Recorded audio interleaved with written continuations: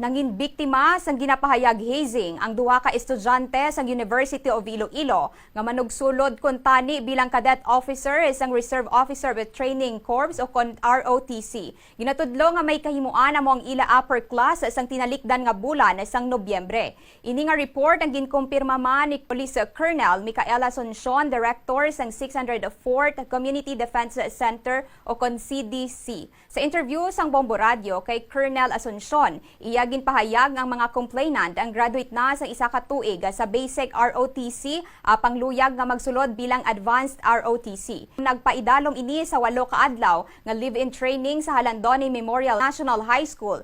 Pang gabi antes ang proper training natabo ang ginaaligar nga hazing sa sulod sang University of Iloilo. Bangod sang pangbakol nakaagom sang lagob ang mga biktima sa likod sang ilang paa kag nabuka ang cellphone sang isa ka estudyante. Wala naman matapos sang complainant ang training kag nagsumpa na ini sa piskalya upod ang duha ka witness agod matigayon nga mapasaka sang kaso. Nahibaluan nga hindi ini ang una nga bes nga may insidente sang hazing sa sulod sang universidad. Apang ang nauna nga biktima ang wala na nagpasaka sang kaso kag gin-terminate naman ang nagpanakit nga upper class. Sa piyak nga bahin, nagapatigayon pasubong sang dugang nga investigasyon ng Community Defense Center kung may iban pa nga kaupdana ng duha ka upper class kag ginpasiguro nga manabat ang mga ini. Ginpahayag naman ay sang University of Iloilo nga wala ginatolerar ang hazing sang mga ROTC sa sulod sang ila universidad.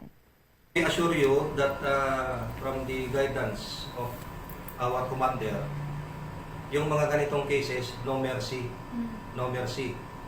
So, ibig sabihin yung no mercy, even a simple slap to our trainees, that is a form of hazing.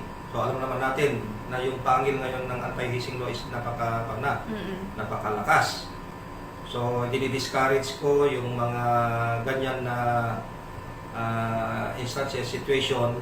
Then, we assure you also that those training staff involved in the ROTC program will be dealt with accordingly kung meron silang mga offenses.